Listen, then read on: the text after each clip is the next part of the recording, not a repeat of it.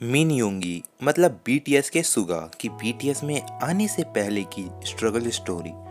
सुगा की जिंदगी बहुत कठिन, डिप्रेशन से भरपूर और दर्द भरी थी। सुगा का जन्म साउथ कोरिया के डेगू शहर में हुआ। सुगा की फैमिली बहुत गरीब थी। स्कूल में सुगा का ध्यान सिर्फ लिरिक्स लिखने में रहता था क्योंकि यही उनका पैशन था।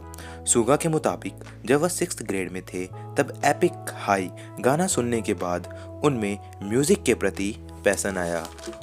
जब सुगा के पेरेंट्स ने उनकी लिखी हुई लिरिक्स और गानों को देखा तो उन्होंने उसे घर से बाहर फेंक दिया और सुगा को पढ़ाई पर ध्यान देने को बोला। इसी के साथ साथ सुगा बास्केटबॉल में भी बहुत अच्छे थे, पर सुगा का रियल पैशन म्यूजिक ही था। उसने माता पिता के नकारने के बाद भी म्यूजिक पर ध्यान दिया। गरीब परिवार से होने के कारण सुगा के पेरेंट्स ने सुगा को काम करके पैसा कमाने को कहा, पर सुगा स्ट्रीट्स में जाकर अपना म्यूजिक बेचने लगे। पर यह बहुत कठिन काम था। सुगा ने एक इंटरव्यू में बताया कि एक समय में उनके पास सिर्फ $2 मतलब 150 रुपए ही होते थे और उनके पास ऑप्शन होता था कि खाना खाएं या बस से घर जाएं। ज़्यादातर वह भूखे पेट ही रहते थे। युंगी का मतलब सुगा एक अंडरग्राउंड रैपर टीम के पार्ट बने जिनका नाम डी टाउन था और सुगा का नाम ग्लॉस था। इसी दौरान सुगा ने बिग हिट में एक ऑडिशन दिया और 2nd रैंक प्राप्त किया। इसके बाद युंगी एक ट्रेनी बन गए। बाद में उनकी मुलाकात नामजोन मतलब RM रैप मॉन्स्टर से हुई। इसके बाद वो दोनों साथ में रहने लगे। बीटीएस में सुगा और RM ही सबसे ज़्यादा एक दूसरे के साथ रहे हैं। जब सुगा ट्रेनी थे तब वह न्यूज़पेपर डिलीवरी का काम करते थे।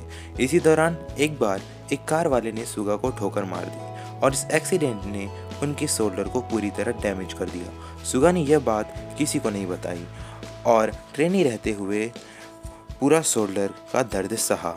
सुगा को डर था कि यह बात बताने पर बिग हिट में उनका करियर समाप्त हो जाएगा। उस दिन से सुगा ने बी बॉय करना छोड़ दिया। सुगा ने द लास्ट अगस्त डी वाले एल्बम में मेंटल डिसऑर्डर के बारे में बताया और साइकियाट्रिस्ट के पास भी जाते थे। सुगा ने सुसाइड के बारे में भी सोचा। उसी दौरान एक बार बीटीएस को अपना कॉन्सर्ट कैंसिल करना पड़ा क्योंकि सुगा ठीक नहीं लग रहे थे। 2 दिन बाद सुगा ने एक इमोशनल पोस्ट लिखा।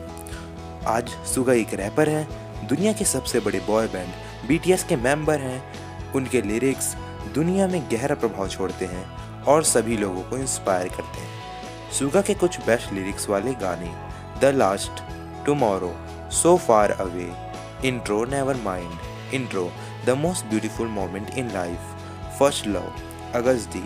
सुगा की जिंदगी दर्द भरी थी पर अभी वह ठीक है। वह बहुत लोगों के रोल मॉडल हैं। बोरा है आर्मी। Please subscribe.